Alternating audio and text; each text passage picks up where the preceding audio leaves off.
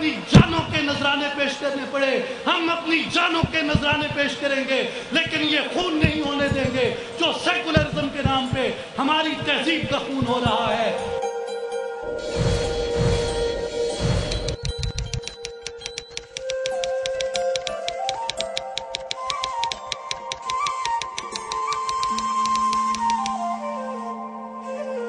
تمام احباب کو آواز بلند شریف پڑھ لیں۔ الصلاۃ والسلام علیک یا سیدی یا رسول اللہ وعلی آلک و اصحابک یا حبیب اللہ یا محبوب اللہ یا محمد رسول اللہ صلی اللہ علیہ وسلم۔ انتہائی واجب الاحترام معزز و محترم مہمانان گرامی، بھائیوں، بزرگوں، ساتھیوں، السلام علیکم ورحمۃ اللہ وبرکاتہ۔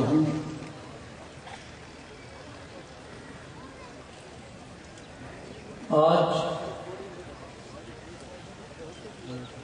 سلطان العارفین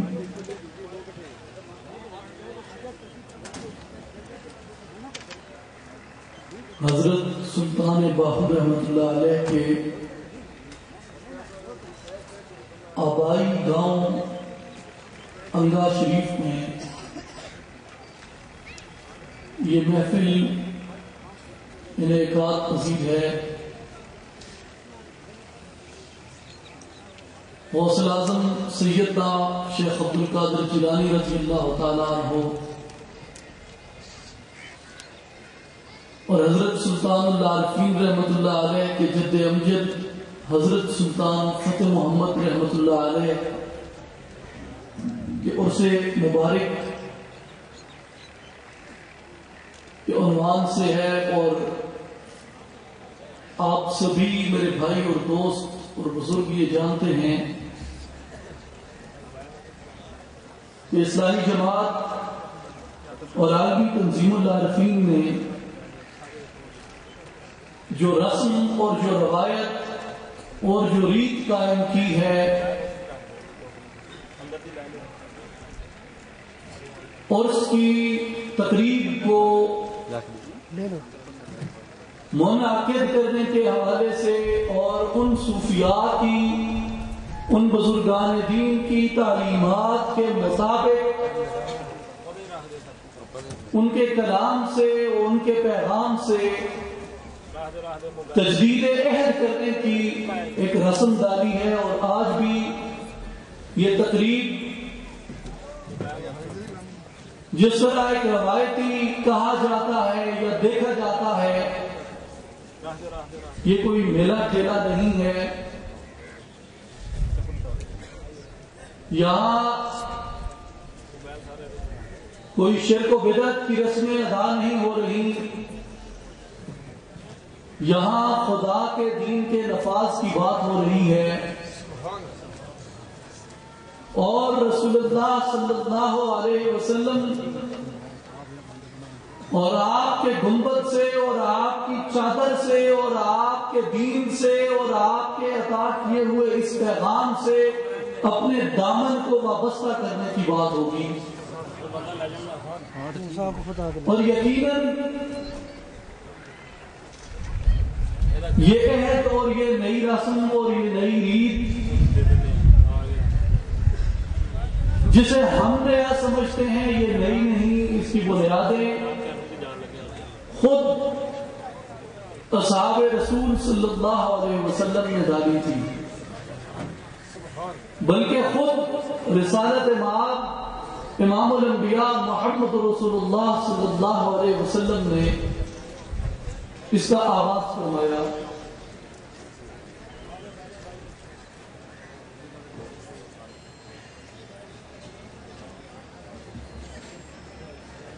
اور آج جس رہنمائی کا فریضہ آپ کے اور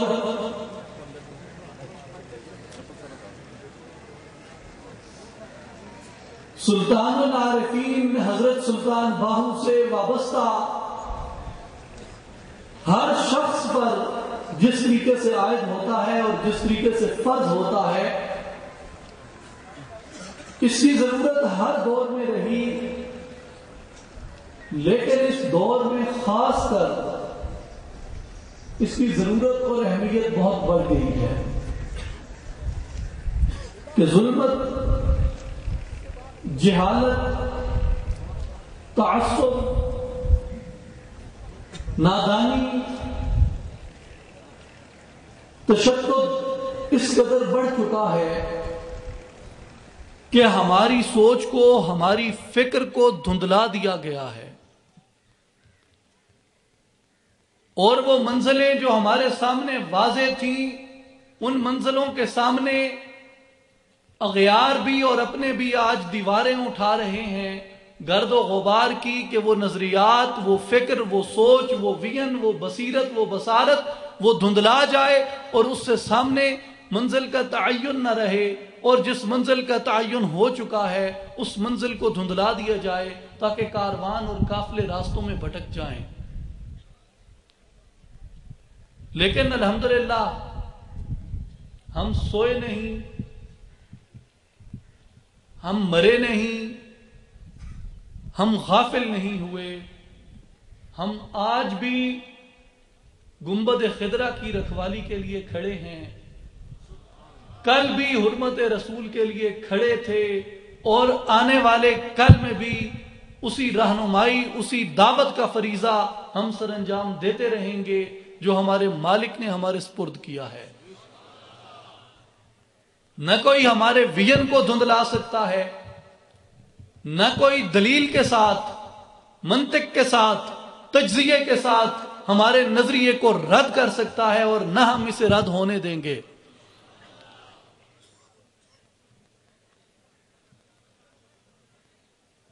اس تمام حوصلے کے باوجود، اس تمام ہمت کے باوجود ہمارے ہاں کچھ مسائل ایسے گہرے ہیں جو ہمیں مسلسل گھائل کر رہے ہیں۔ ان مسائل کی نشاندہی، ان مسائل کا ادراک اور ان مسائل کا حل وہ ہمارے لیے ناگزیر ہے، اگر ہم واقعتاً اپنے آپ کو وہ کاروان اور وہ قافلہ سمجھتے ہیں کہ جو اپنی منزل پہ پہنچنا چاہتا ہے، اگر ہم یہ سمجھتے ہیں کہ ہم اپنی اس منزل پہ پہنچنا چاہتے ہیں، ہم راستے میں بھٹکنا نہیں چاہتے، تو پھر جس مسئلے کی طرف اور جن مسائل کی طرف آج میں آپ کی توجہ مبذول کراؤں گا اصلاحی جماعت اور عالمی تنظیم العارفین کے پلیٹ فارم سے، ان کا تدارک اور ان کا حل ہمارے لیے ناگزیر ہے۔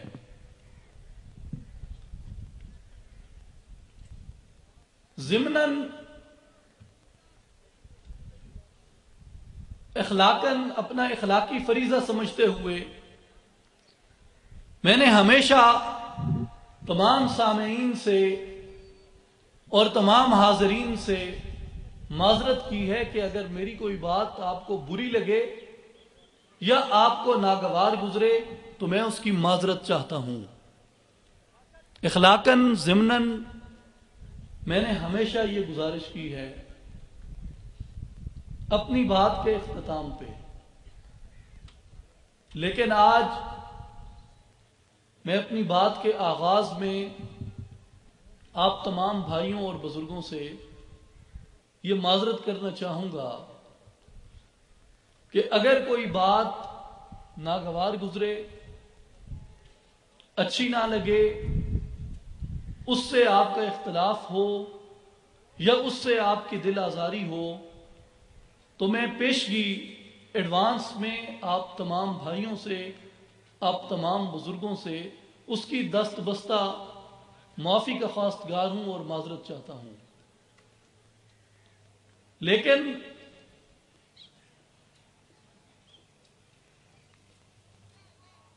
اللہ کے دین کی دعوت کی ذمہ داری کا امین ہوتے ہوئے، رسول اللہ صلی اللہ علیہ وسلم کی غلامی کا دعویٰ کرتے ہوئے، اور سلطان العارفین حضرت سلطان باہو رحمتullah علیہ کے آستانے سے وابستہ ایک زندہ اور عالمگیر تحریک کا ایک ادنا ترین خادم ہوتے ہوئے میں یہ ضروری سمجھتا ہوں کہ ان گزارشات کو کھلے لفظوں میں بیان کیا جائے کہ وہ باتیں آج ہمارے معاشرے کا ناسور بن چکی ہیں اور جن پہ بات کرتے ہوئے ہم گھبراتے ہیں، اس لیے گھبراتے ہیں کہ ہمارے اپنے دامن صاف نہیں رہے،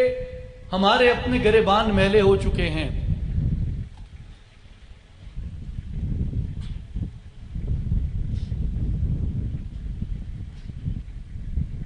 اور حضور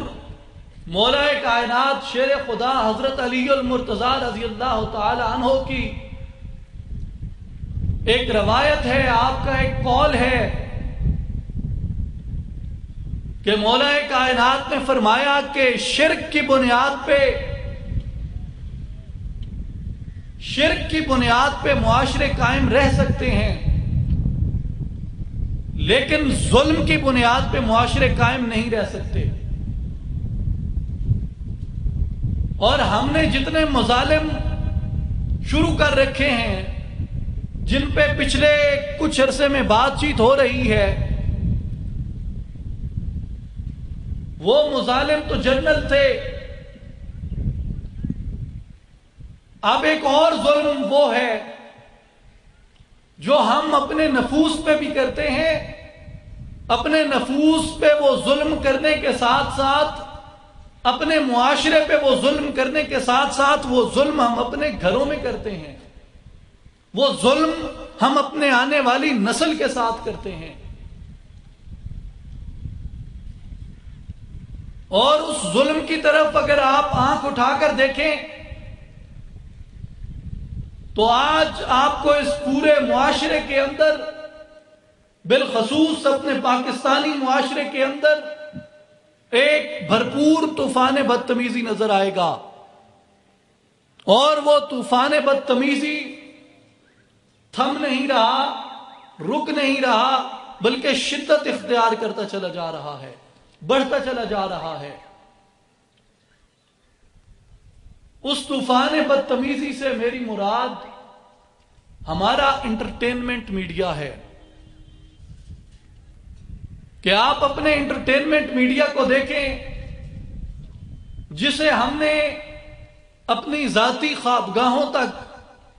اپنے پرسنل بیڈ رومز تک ایکسیس دے دیا، اور وہاں پہنچ کے اس تہذیبی یلغار نے ہماری روشن، تابندہ اور چمکتی ہوئی تہذیب کو پارا پارا کر دیا اور اس کا شرازہ بکھیر کے رکھ دیا۔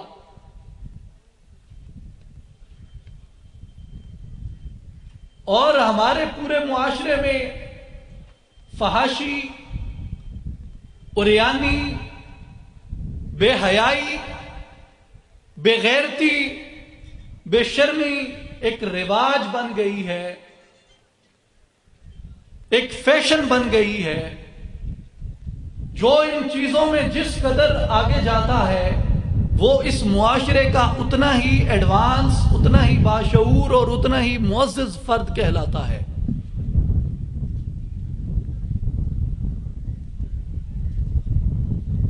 اور ہمارے دشمن چند ماہ قبل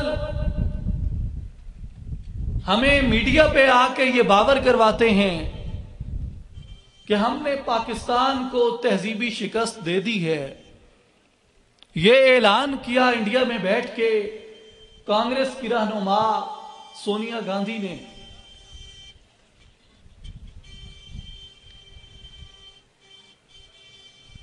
اور اس تہذیبی شکست کے جو آثار اور اس تہذیبی شکست کے اثرات میں نے ہمیشہ بیان کیے کہ آپ کے معاشرے میں اگر آپ ایک نگاہ اٹھا کر دیکھیں तो बेराह रवी और शरह तलाक और यानी फहाशी जिस कदर बढ़ गई है,